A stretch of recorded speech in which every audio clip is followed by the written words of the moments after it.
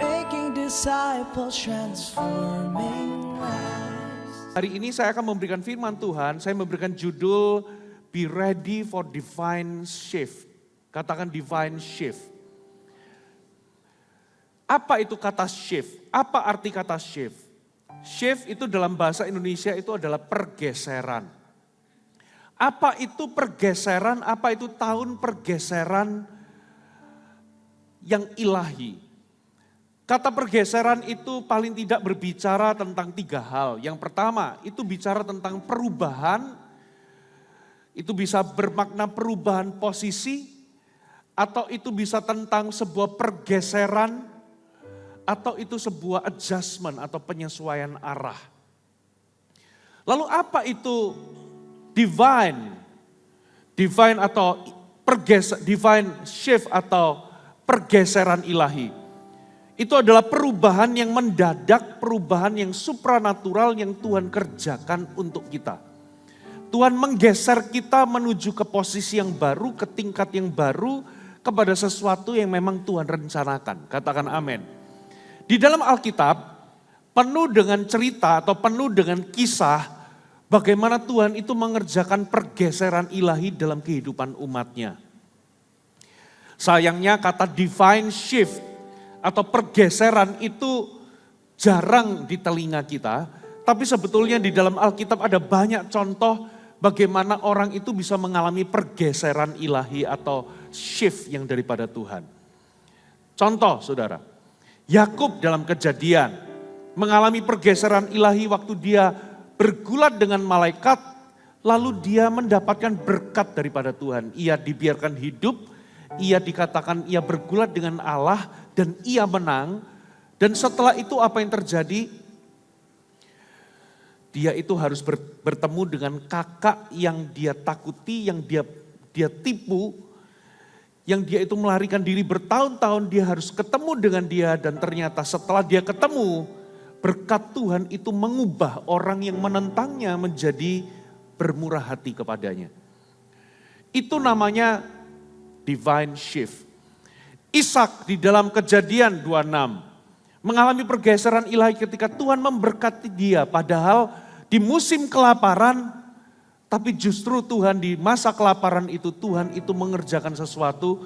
Dia justru diberkati, yang menabur dan dia mendapatkan tuaian 100 kali lipat. Pada tahun itu juga. Yusuf itu mengalami pergeseran ilahi. Nasibnya berubah.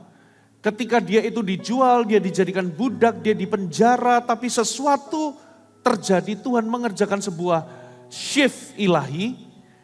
Dia justru naik, mendapatkan promosi menjadi gubernur atau menjadi orang nomor 2 di Mesir.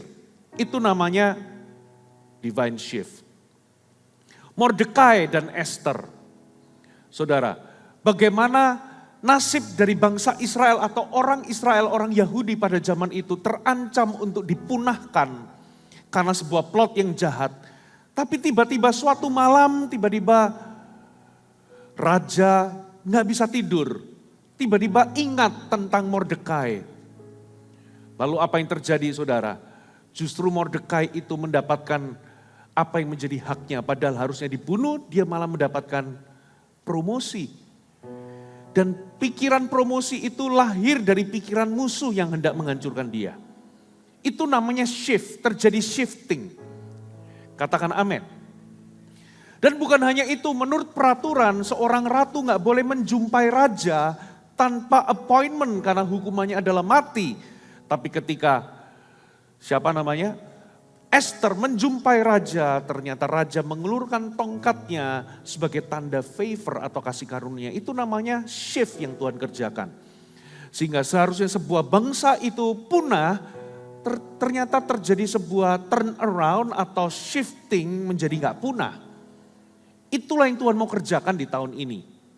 Saya memberikan hari ini cerita-cerita Alkitab supaya at least Anda bisa punya harapan atau punya iman apa yang Tuhan mau kerjakan di tahun ini.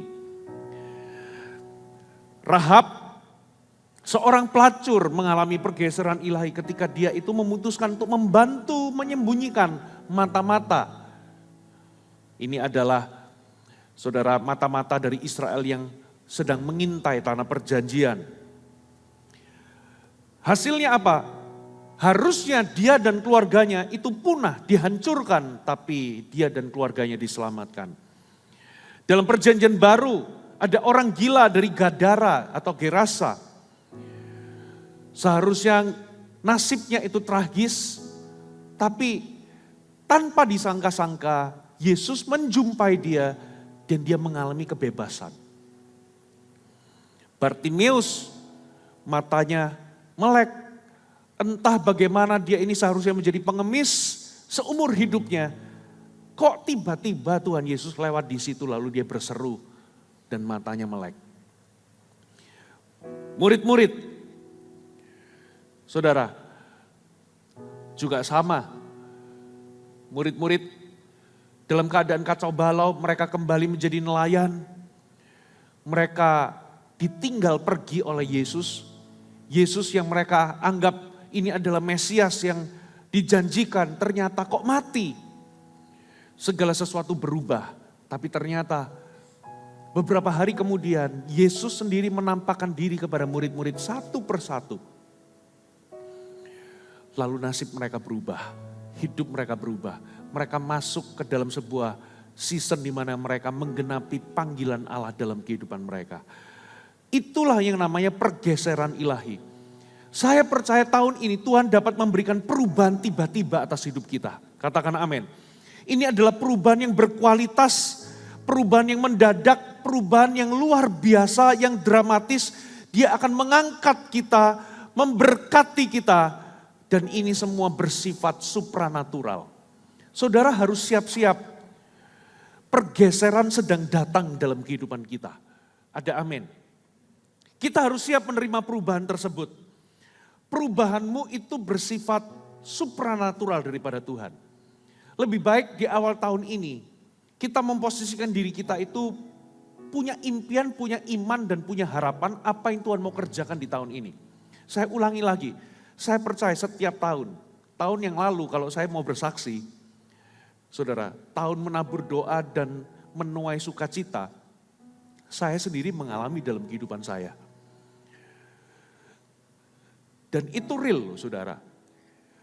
Saya percaya inilah yang namanya penggembalaan. Di dalam penggembalaan atau sebuah gereja, saudara, biasanya Tuhan itu akan menyampaikan apa yang menjadi tuntunannya setiap tahun melalui pemimpin rohani. Dan tidak kebetulan kalau tahun ini bisa dikatakan tahun pergeseran ilahi, berarti kalau Anda jemaat di sini, Anda bisa punya iman bahwa sebuah pergeseran, sebuah perubahan yang supranatural, Tuhan sedang kerjakan dan itu menanti kita dalam kehidupan kita. Ada amin. Mungkin, saudara, Tuhan sedang mengerjakan pembebasan atau penyelesaian dari setiap konflik yang Anda anggap gak mungkin selesai. Mungkin Anda merasa frustasi karena ada sesuatu yang membelenggumu dan Anda gak bisa lepas dan tahun ini Anda akan mengalami kelepasan. Mungkin sesuatu terjadi dan itu membuat Anda berduka cita selama beberapa tahun dan duka citamu itu akan diganti menjadi sebuah tarian. Setiap masalah dalam hidup Anda akan ketemukan jalan keluar. Mungkin hari ini Anda mengalami pintu tertutup, tapi nanti coba cek. Tuhan akan membuka pintu yang lain di tahun ini. Kalau Tuhan itu menutup sebuah pintu, Anda perlu curiga Tuhan sedang menggeser kita, memposisikan kita untuk kita mengalami pintu terbuka yang lebih besar dan lebih baik. Katakan amin. Bisa jadi itu sebuah pergeseran rohani, perubahan emosional, perubahan keuangan, perubahan status. Bahkan ini bicara soal kesehatan mungkin, pernikahan, hubungan, keluarga, karakter dan lain sebagainya. Persiapkan dirimu untuk pergeseran. Halo amin. Tapi Pastor Puji, aku mengalami stuck hari ini. Pintu Percayalah, pintu yang sebelumnya tertutup akan terbuka. Katakan amin. Sebuah masalah yang belum kelar akan Tuhan berikan jalan keluar. Tuhan dapat mencapai apa yang Anda anggap itu memakan waktu bertahun-tahun, Tuhan bisa melakukan itu dalam sekejap dalam kehidupan Anda. Sesuatu yang sulit yang Anda kerjakan itu bisa memakan waktu bertahun-tahun. Di tahun ini Tuhan mengerjakan sebuah shifting dan itu bisa terjadi dalam waktu sekejap. Makanya di awal tahun ini Bapak Ibu, lebih baik kita mempersiapkan diri. Di hari Rabu nanti, saudara, tanggal 10 kita akan memulai kegerakan doa puasa. Kita ingin memulai awal tahun ini untuk mencari Allah. Saya nggak akan dorong-dorong Anda bagaimana seperti sebelumnya, tapi ini waktunya untuk Anda, ini waktu yang tepat untuk Anda betul-betul bisa merendahkan diri, berserah kepada kehendak Tuhan, apa yang Tuhan mau dalam kehidupan kita. Tanggal 10 sampai tanggal 31. Tujuannya apa saudara? Coba lihat saya, kita itu nggak bisa menolong Tuhan. Tuhan itu nggak butuh pertolongan kita. Kalau Tuhan mau mengerjakan sesuatu, Tuhan itu nggak membutuhkan kita.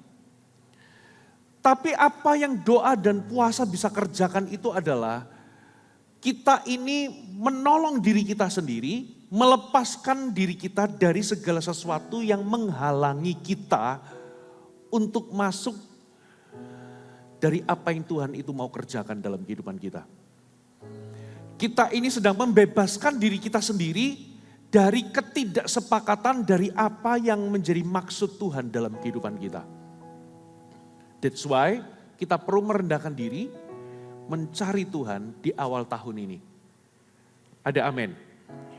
Singkat ya, puasa itu bukan demonstrasi.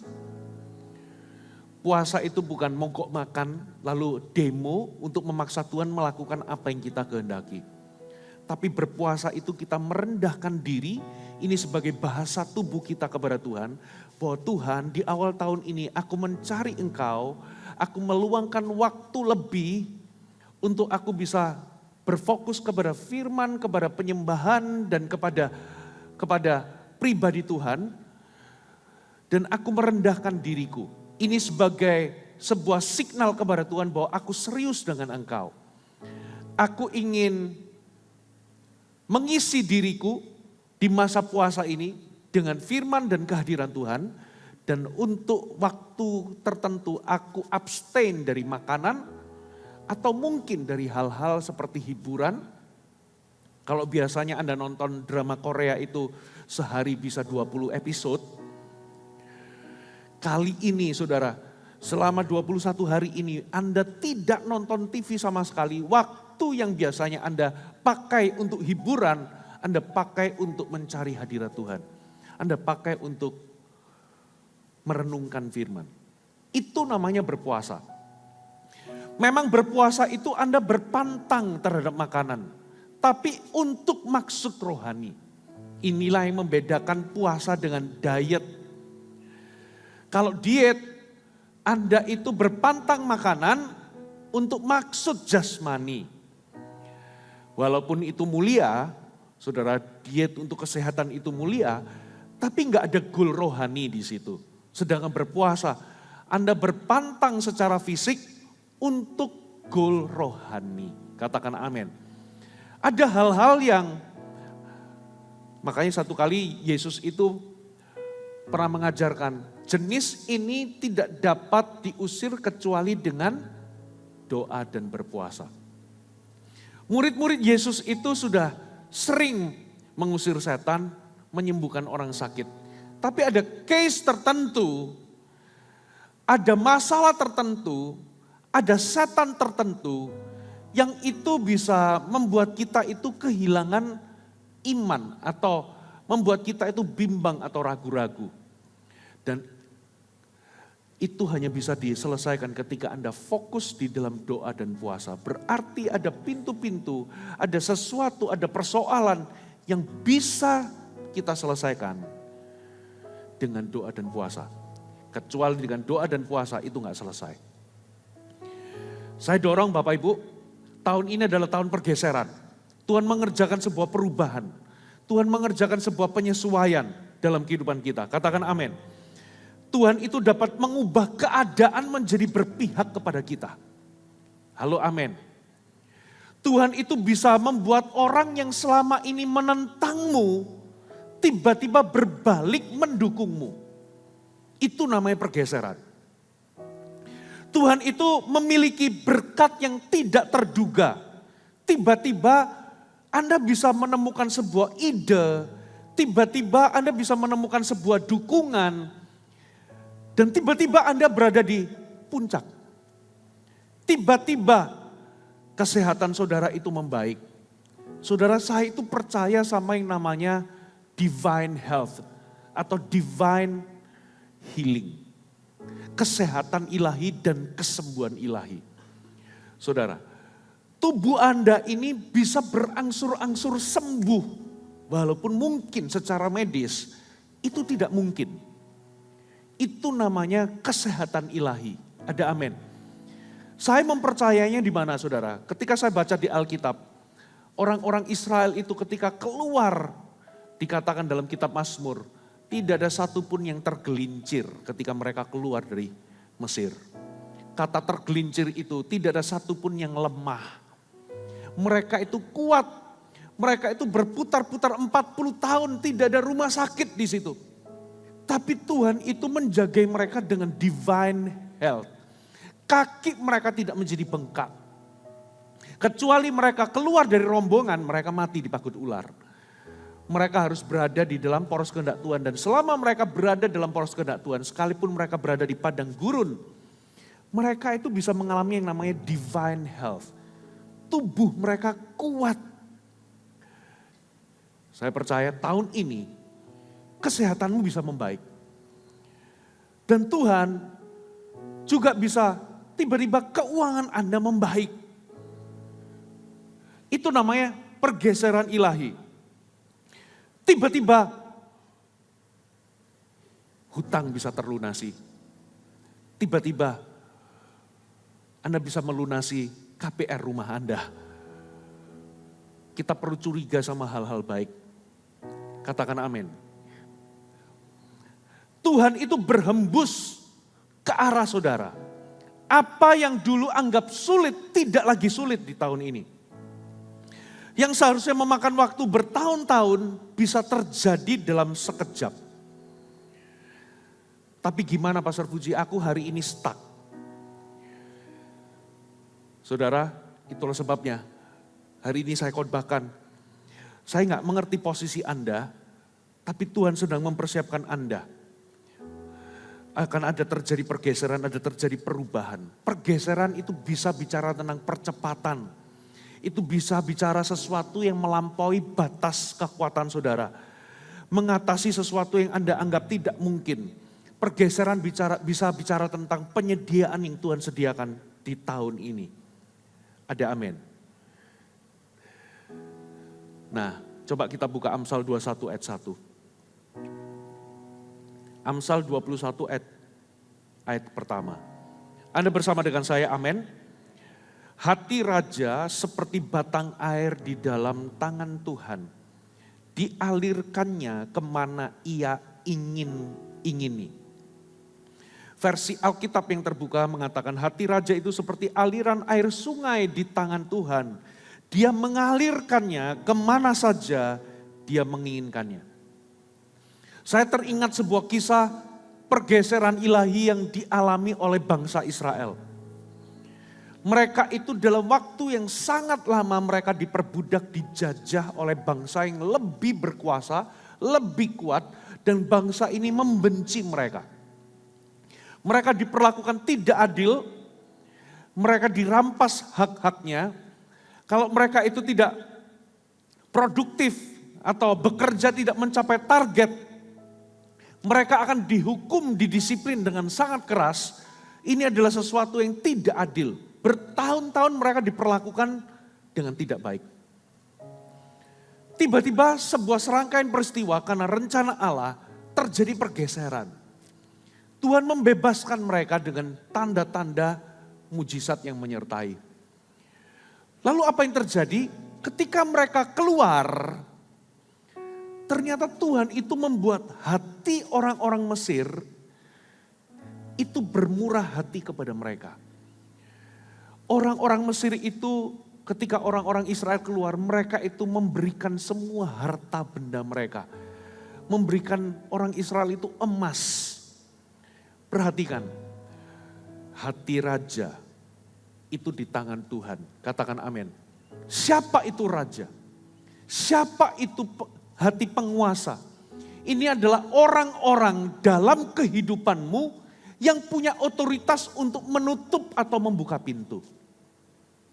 Ini adalah orang-orang dalam kehidupan Anda yang punya otoritas untuk membatalkan kontrak atau meneruskan kontrak. Ini adalah orang-orang yang punya otoritas untuk mungkin memberikan Anda upah.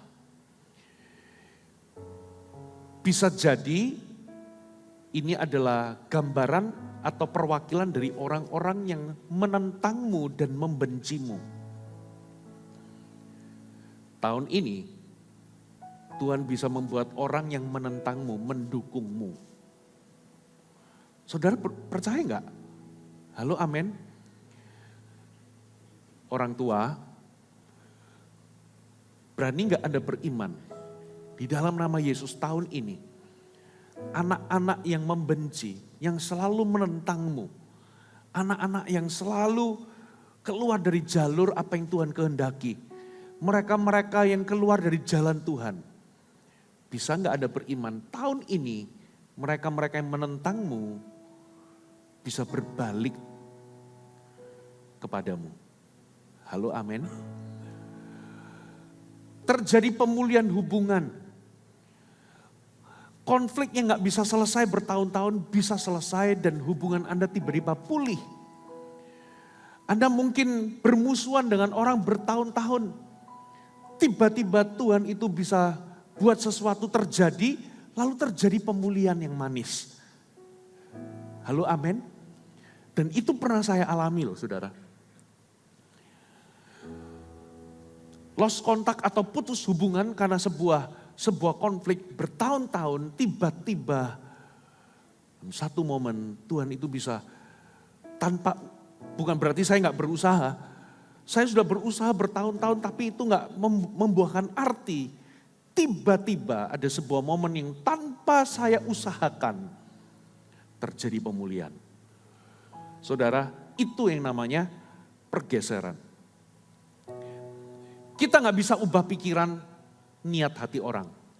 Tapi Tuhan bisa. Halo, amin. Nah, sekarang pertanyaannya begini. Pastor Puji, tahun pergeseran, oke. Tapi kondisiku sekarang ini sepertinya kok saya stagnan. Impianku tidak pernah menjadi kenyataan. Bahkan aku kehilangan pekerjaan. Hari ini sepertinya keadaan justru tidak berpihak kepadaku. Banyak hal yang sulit yang mungkin hari ini aku hadapi. Apa yang aku harus lakukan? Saya akan berikan 3 poin sederhana, Bapak Ibu. Ini akan mempersiapkan Anda untuk mengalami pergeseran ilahi. Ada amin. Yang pertama, saudara. Anda perlu pertahankan perspektif yang benar. Sebelum Anda mengalami pergeseran ilahi, harus terjadi pergeseran paradigma terlebih dahulu. Supaya Anda bisa sepakat dengan apa yang Tuhan rencanakan. Katakan amin. Kita belajar di dalam Kisah Rasul, saudara. Kita baca di ayat yang pasal yang Kisah Rasul pasal yang ke-8. Coba kita baca ayat 1 sampai ayat yang ke-5. Coba perhatikan. Saulus juga setuju bahwa Stefanus dihukum mati. Bahwa Stefanus mati dibunuh. Pada waktu itu mulailah penganiayaan yang hebat. Katakan penganiayaan yang hebat. Terhadap jemaat di mana, saudara? Yerusalem. Mereka semua, berarti semua jemaat atau semua orang percaya pada zaman itu, kecuali rasul-rasul, tersebar ke seluruh daerah Yudea dan Samaria. Sampai sini. Mereka semua, berarti kalau jemaatnya itu isinya 10.000, kecuali rasul-rasul, yang lain semua jemaat itu harus pindah kota. Saya ceritakan backgroundnya saudara ya. Dalam Kisah Rasul 1 dan 2, terjadi pencurahan Roh Kudus. Roh Kudus datang dalam bentuk tiupan angin keras. Terjadi sebuah kebangkitan atau kebangunan rohani. Seluruh jemaat itu bertumbuh dengan luar biasa dalam kelompok-kelompok kecil. Itu kehidupan jemaat mula-mula. Alkitab berkata mereka itu hidup melihat tanda-tanda mujizat, melihat penyertaan dan kemurahan Tuhan dengan luar biasa. Katakan amin. Tapi apa yang terjadi? Pada Kisah Rasul 8, segala sesuatu berubah gara-gara ada satu orang yang bernama Saulus muncul. Siapakah Saulus? Saulus ini adalah orang yang membenci orang Kristen pada zaman itu. Dan Saulus ini berapi-api. Ya, sehingga sampai satu titik dia itu mendapatkan legalitas untuk menghancurkan gereja. Untuk memburu umat Tuhan pada waktu itu. Supaya ditangkap dan tidak sedikit yang dibunuh. Salah satu martir yang dibunuh itu adalah Stefanus. Ketika Stefanus mati, Sauluslah yang punya otoritas untuk melakukannya. Jadi Stefanus itu mati di dalam pengawasan Saulus. Nah, coba kita lihat ayat yang kedua. Orang-orang saleh menguburkan mayat Stefanus serta meratapinya dengan sangat. Tetapi Saulus berusaha membinasakan jemaat itu. Terjemahan yang lain dikatakan Saulus terus memporak-porandakan gereja. Terjemahan yang lain juga mengatakan Saulus berusaha menghancurkan gereja. Satu terjemahan yang lain lagi dikatakan Saulus berusaha menghancurkan jemaat. Jadi Saulus ini memporak-porandakan, dia membuat sebuah kerusuhan di dalam kalangan gereja Tuhan pada zaman itu. Lalu ia memasuki rumah demi rumah. Bayangkan chaosnya bagaimana. Ada ketakutan, kecemasan. Dan menyeret laki-laki dan perempuan keluar dan menyerahkan mereka untuk dimasukkan ke dalam penjara. Coba lihat ayat 4. Mereka yang tersebar itu menjelajah seluruh negeri itu sambil memberitakan Injil. Dan Filipus pergi ke suatu kota di Samaria dan memberitakan Mesias kepada orang-orang di situ. Coba perhatikan Bapak Ibu. Jemaat mula-mula itu lahirnya di Yerusalem. Yerusalem itu arti kata Yerusalem itu sebetulnya adalah kota damai. Kota perdamaian. Tiba-tiba kedamaian itu direnggut. Terjadi guncangan, terjadi kerusuhan, terjadi penganiayaan. Orang-orang Kristen yang hidup dalam damai, yang hidup dalam revival, tiba-tiba harus dihantui ketakutan, kecemasan. Mereka ternyata Saulus ini masuk ke rumah-rumah, menyeret sebanyak mungkin orang di penjara. Lalu akibatnya apa saudara? Mereka mau tidak mau, mereka harus keluar meninggalkan kota Yerusalem. Coba kalau itu terjadi di tengah kita sekarang. Berarti Anda harus kehilangan pekerjaan. Betul nggak? Saudara itu mungkin akan kehilangan harta benda. Anda mengalami penderitaan. Anda pindah kota belum tentu Anda dapat rumah, dapat pekerjaan. Ini adalah masa yang sukar dan masa yang sulit. Belum lagi mereka terancam untuk dibunuh dan lain sebagainya. Tiba-tiba sesuatu yang damai berubah menjadi guncangan. Katakan guncangan. Nah disinilah saudara, ternyata kita perlu punya perspektif yang benar. Ternyata apa yang kita anggap guncangan, ternyata itu adalah persiapan dari Tuhan untuk menggeser kita. Guncangan itu bukan untuk menghentikan kita atau menghancurkan kita. Tapi guncangan itu untuk memposisikan kita kepada posisi atau level yang baru, tingkat yang baru. Guncangan itu tidak menghancurkan, menghentikan kita. Tapi guncangan itu Tuhan sengaja izinkan terjadi dalam hidup kita, dalam kehidupan kita. Untuk memposisikan kita dalam sebuah pergeseran.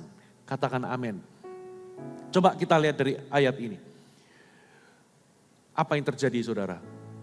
Mereka itu harus keluar dari Yerusalem.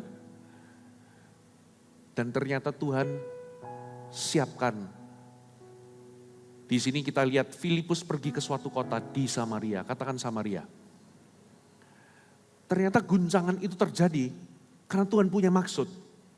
Tuhan memposisikan kita kepada sesuatu yang lebih besar, lebih baik, kepada tingkat yang baru dalam kehidupan kita.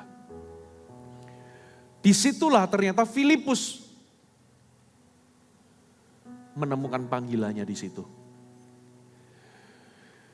Dia harapkan dia harapkan Yerusalem, dia harus keluar diusir dari Yerusalem, dia mendapatkan Samaria. Samaria adalah tempat di mana pelayanan Filipus berkembang. Samaria itu adalah tempat kemenangan. Ternyata Tuhan itu mengizinkan goncangan dalam hidup kita untuk menggeser kita ke tempat atau ke tingkat yang baru atau ke posisi yang lebih baik. Katakan amin. Itulah yang Tuhan rencanakan. Guncangan itu tidak menurunkan saudara. Tapi guncangan itu mempromosikan saudara. Hari ini saya nggak ngerti guncangan apa yang Anda alami. Saudara, kita harus samakan perspektif. Guncangan ini mempersiapkanku untuk peluang yang baru yang Tuhan siapkan. Pintu yang terbuka yang Tuhan siapkan. Katakan amin. Guncangan ini Tuhan siapkan untuk mempromosi aku. Memang guncangan itu kelihatannya negatif, terlihat seperti kemunduran. Tapi seharusnya kalau kita sepakat dengan Tuhan, guncangan ini akan meluncurkanmu kepada destinimu. Sama seperti Filipus. Kalau nggak ada guncangan itu, Filipus nggak akan jadi penginjil. Filipus nggak akan meluncur ke pemakaian Allah di mana Tuhan itu inginkan. Halo amin. Beberapa di antaramu saudara, hari ini mungkin ya, gara-gara COVID kemarin, saudara kehilangan pekerjaan dan Anda harus untuk sampai di titik ini, Anda coba wawancara ke sini, Anda itu merasa tidak dapat kerjaan yang pas. Ya secara keuangan itu Anda merosot tidak pernah kembali seperti zaman dulu. Tapi tahukah saudara, kalau Anda nggak putus asa, asal Anda punya perspektif yang benar, sebetulnya guncangan itu memposisikanmu untuk sesuatu yang baru yang Tuhan sediakan. Beberapa di antara ya di masa COVID itu, ada orang yang kehilangan pekerjaan, sekarang ini justru mendapatkan bisnis yang baru. Dia nggak akan jadi pengusaha kalau nggak ada COVID. Ternyata guncangan itu memposisikan kita kepada promosi ilahi. Halo amin. Siapa yang menyangka, Bapak Ibu, COVID yang kita anggap guncangan yang mengerikan, ternyata bagi kita, gereja kita, setelah 2 tahun, mengerjakan pertumbuhan berkali-kali lipat. Bapak Ibu, sebelum COVID, kita itu ada di angka 5.000, pengembalaan 5.000 orang. Setelah COVID, bertumbuh dari 5.000 ke 15.000, sekarang kita ke 20.000. Gak ada yang menyangka.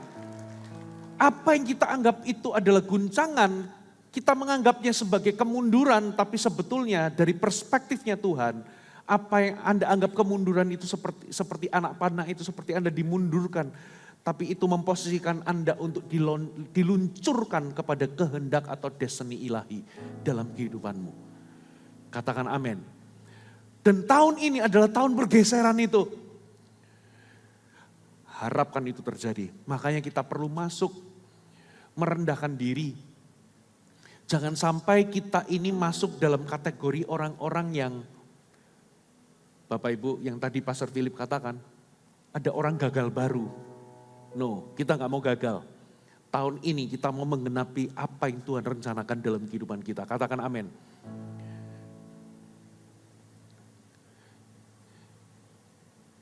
Coba saudara, menurut Anda Filipus itu ke Samaria karena Filipus berdoa lalu dapat tuntunan Tuhan? Halo? No, Filipus itu ke Samaria karena terpaksa. Karena ada penganiayaan, karena ada guncangan. Bukan karena dia berdoa lalu dia mendengar suara Tuhan, pergilah ke Samaria. No. Tapi lewat goncangan itu ternyata tanpa sadar, penganiayaan, sesuatu yang sulit, guncangan itu ternyata mengerjakan, membuat Filipus itu bergeser, mengalami pergeseran ilahi, di mana dia bertemu dengan panggilannya. Dia bertemu dengan Samaria.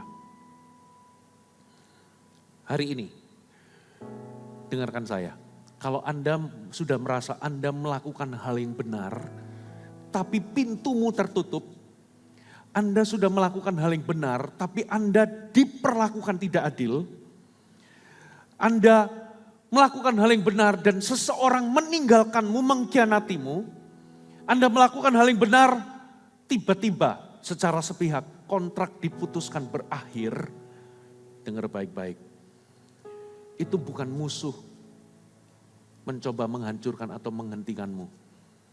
Jangan-jangan Tuhan sedang memposisikanmu untuk mengalami sebuah pergeseran ilahi. Katakan amin. Tuhan sediakan sebuah tingkat yang baru, sebuah tempat yang baru. Itu adalah tempat kemenangan, itu adalah destinimu, itu adalah rencana Allah. Katakan amin. Sesuatu yang lebih besar, sesuatu yang lebih baik. Kita buka sama-sama. Ayat selanjutnya, Kisah Rasul 8, kita baca ayat 6 sampai ayat yang ke-7. Ketika orang banyak itu mendengar pemberitaan Filipus dan melihat tanda-tanda yang diadakannya, mereka semua dengan bulat hati menerima apa yang diberitakannya. Sebab dari banyak orang yang kerasukan roh jahat, keluarlah roh-roh itu sambil berseru dengan suara keras. Dan banyak juga orang lumpuh dan orang timpang yang disembuhkan. Maka sangat besarlah sukacita dalam kota itu. Coba perhatikan. Saudara, ternyata Tuhan sediakan mujizat di balik goncangan. Halo amin. Ternyata goncangan yang negatif, yang kita anggap itu negatif, membawa Filipus melihat banyak mujizat. Itu membuat Filipus pelayanannya berkembang dan Filipus melihat ada banyak tanda mujizat penyertaan Allah menyertai. Makanya saya percaya gak kebetulan. Ini adalah tahun pergeseran ilahi dan mujizat. Kalau Anda mengalami guncangan, Tuhan sedang memposisikanmu untuk melihat mujizat yang besar. Halo amin. Filipus melihat orang yang lumpuh berjalan, itu mustahil. Orang yang buta melihat kembali. Saudara, seringkali begitu loh saudara. Kasih karunia yang besar itu seringkali didahului dengan guncangan yang besar. Seringkali sebelum promosi yang besar terjadi, ada kesulitan yang besar. Seringkali sebelum Anda itu dipakai Tuhan untuk punya pengaruh yang besar, bisa jadi ada pertentangan yang besar. Nah, apa yang Tuhan mau? Poin yang kedua. Saudara, bersyukur. Banyak bersyukur. Saudara, kalau Anda mengalami guncangan, kalau Anda tahu skenario ini, justru Anda harus membawa pujian dan penyembahan atau syukur ke tingkat yang baru di tahun ini. Sangat mudah memang kita bersyukur ketika kita itu semuanya baik-baik. Tapi tingkat yang baru dalam pujian penyembahan itu itu bicara tentang apa saudara? Di dalam goncangan Anda memuji dan menyembah Tuhan. Coba baca sekali lagi ayat yang ke-8. Coba munculkan, kita baca keras bersama-sama. 1, 2, 3. Maka sangatlah besar sukacita dalam kota itu. Sampai sini. Ayat pertama dikatakan terjadi penganiayaan yang hebat. Katakan hebat. Ternyata penganiayaan yang hebat di ayat yang ke-8 jadi sukacita besar. Saudara, kalau Anda mengerti apa yang Tuhan kerjakan di tahun pergeseran ini, Tuhan itu bisa, mungkin Anda melewati masa-masa kekecewaan yang besar, tapi itu akan menjadi sukacita besar. Halo, amin. Tuhan bisa mengubah kesedihan besar jadi sukacita besar. Tuhan bisa mengubah kegagalan jadi kemenangan yang besar. Tuhan bisa menjadikan guncangan yang besar menjadi promosi yang besar. Katakan amin. Itulah yang Tuhan kerjakan. Ternyata guncangan yang besar itu, penganiayaan yang hebat itu menghasilkan sukacita yang besar di kota Samaria. Itulah yang Tuhan kerjakan, itulah yang namanya pergeseran ilahi. Bapak Ibu. Dari kesulitan jadi kemenangan. Dari penolakan jadi dukungan. Ada sukacita yang besar. Mazmur 126, dalam nama Yesus kita imani. Setiap ayat ini saya lontarkan ini, Anda perlu catat dan doakan. Ayat 1 sampai 2. Nyanyian ziarah.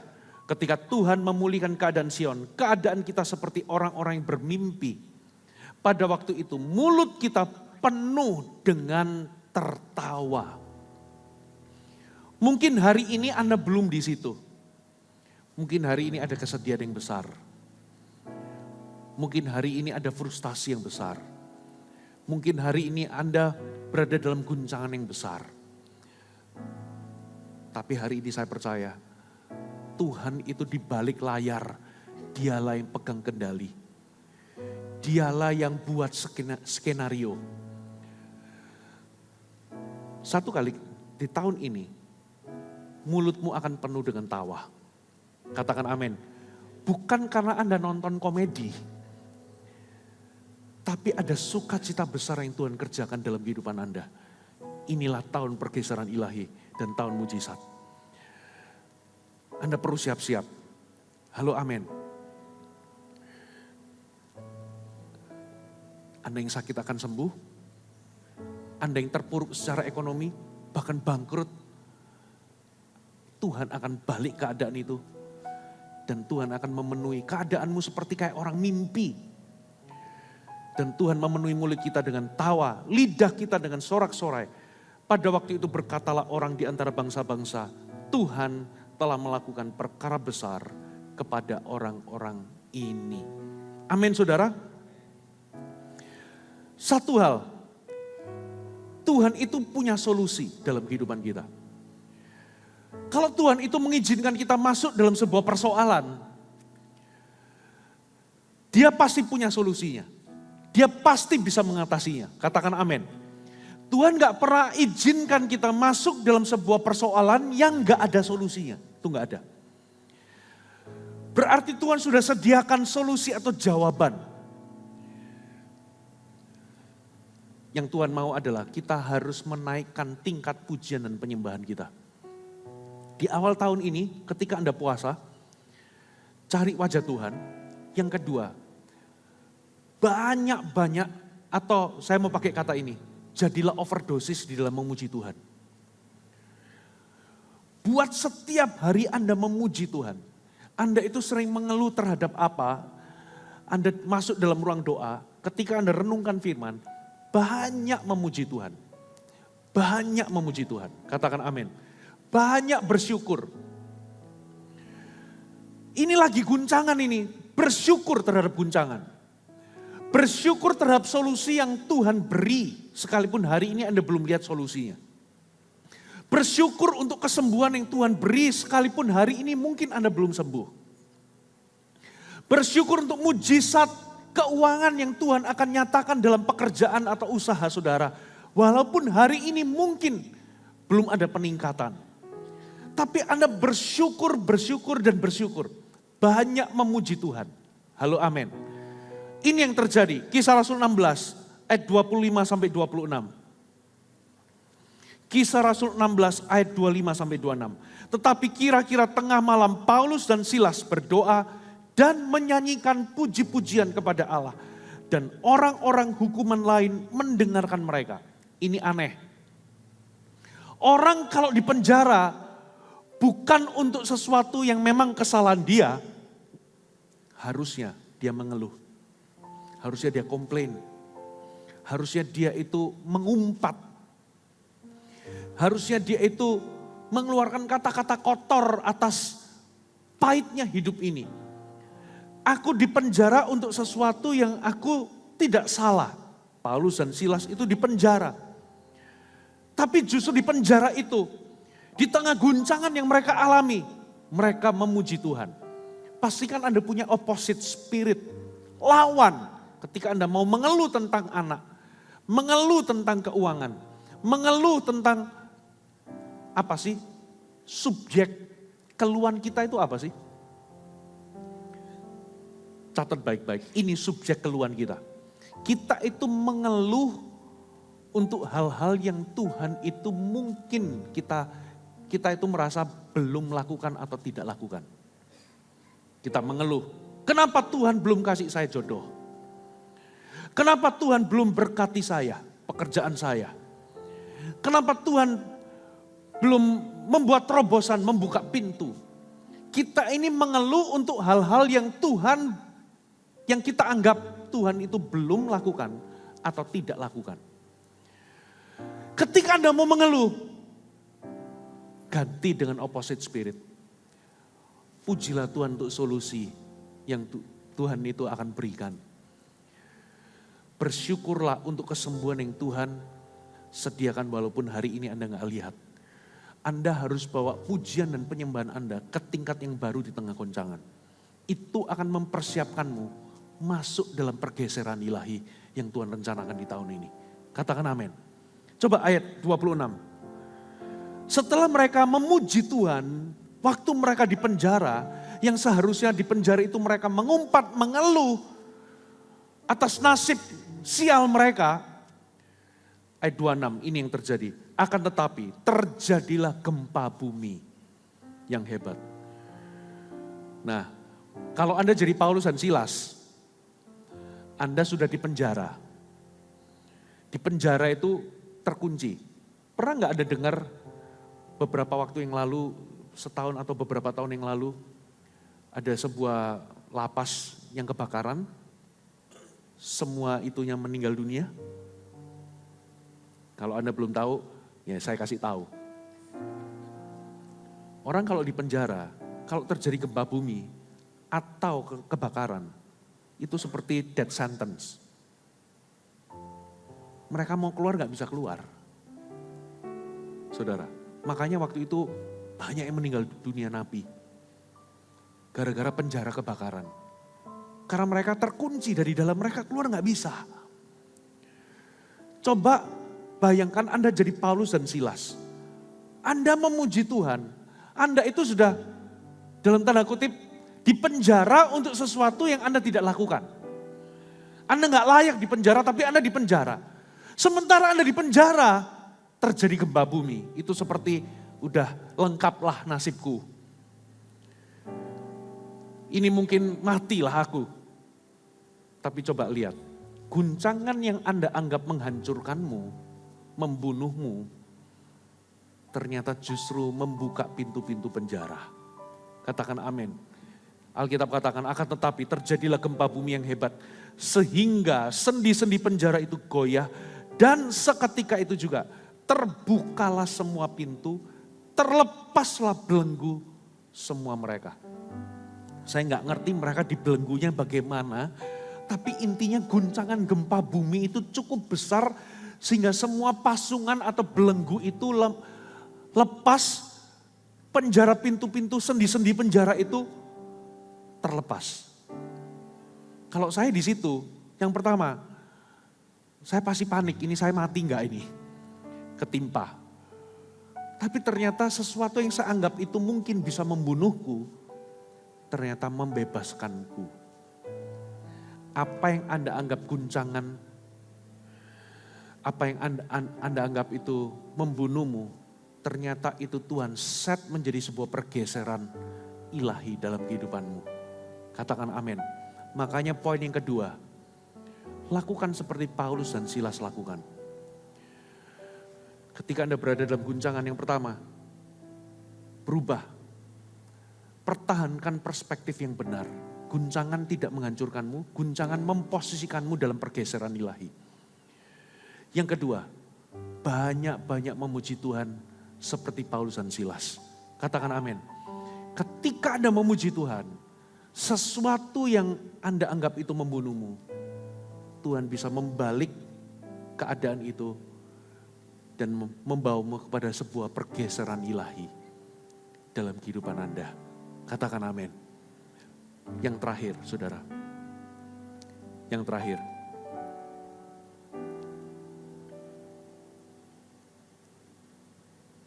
Ambil kesempatan untuk lebih dekat dengan Tuhan.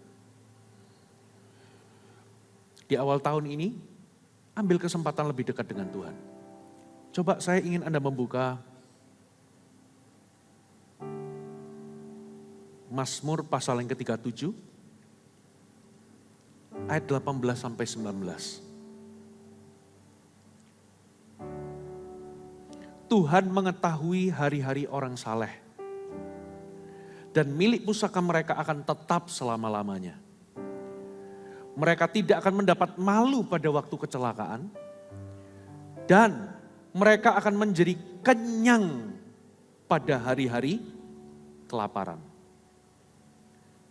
Perhatikan, saya bacakan terjemahan yang lain ya, versi KSKK. Apabila kelaparan menimpa, mereka masih berkelimpahan. Wow. Aneh ini. Di masa kelaparan mereka kelimpahan. Versi ESV dikatakan, in the days of famine, they have abundance. Versi NIV, in days of famine, they will enjoy plenty. Versi New Living Translation dikatakan, even in famine, they will have more than enough. Yang saya mau sampaikan adalah ini. Di tahun pergeseran ini mungkin akan sulit diterima karena dianggapnya ini bersifat materialisme. No, spiritnya bukan keserakan, ini bukan Injil kemakmuran. Tapi di tahun pergeseran ilahi ini, Tuhan akan memelihara kita. Katakan amin. Ada berkat yang Tuhan sediakan bagi kita. Dan secara spesifik itu bisa jadi, itu adalah berkat keuangan. Pemeliharaan yang Tuhan sediakan bagimu. Ada berkat kelimpahan yang Tuhan sediakan. Katakan amin. Lalu apa hubungannya dengan poin yang saya bagikan? Ambil kesempatan untuk mendekat kepada Tuhan. Karena begini loh. Mazmur 23 mengatakan begini. Tuhan adalah gembalaku, takkan kekurangan aku. Betul ya? Aku tidak akan kekurangan maksudnya. Ia akan membaringin aku di rumput yang hijau, memimpin aku di dalam air yang tenang. Tapi ternyata ada lembah yang harus dilewati. Lembah bayang-bayang maut dilewati. Tapi coba lihat. Setelah lembah, setelah guncangan apa yang terjadi? Dikatakan Tuhan menyediakan apa saudara? Hidangan di depan lawan kita. Halo amin. Lalu dikatakan piala kita penuh melimpah. Berarti di tengah goncangan Tuhan itu memposisikan kita untuk apa? Arti kata piala itu ada pengurapan. Berarti ada ide yang baru. Bisa jadi ada mimpi yang baru. Ada sesuatu yang baru di dalam pekerjaan yang Tuhan mau kerjakan dalam kehidupan Anda. Dan itu akan memimpinmu ke dalam berkat. Sehingga di ayat terakhir dikatakan kebajikan dan kemurahan. Apa saudara? Mengikuti aku berarti di tahun ini Dengar baik-baik. Ada berkat yang mengejarmu. Ada berkat yang mengikutimu. Nah, bagian kita itu apa? Jangan kejar berkat. Karena berkatlah yang mengejarmu. Bagian kita adalah pastikan kita mengutamakan Tuhan dan mengejar Tuhan. Bagian kita di tahun ini adalah kita mengejar pribadi Tuhan. Kita kejar makin kenal Tuhan. Jadikan tahun ini, tahun pergeseran ini, jadikan ini kesempatan untuk Anda lebih dekat, lebih intim sama Tuhan. Kenapa? Karena Anda gak perlu kejar berkat. Karena berkatlah yang mengejarmu. Yang perlu Anda kejar itu Tuhan. Katakan amin. Saya percaya di tahun ini, Tuhan di tahun pergeseran ilahi ini, Tuhan sediakan berkat bagimu.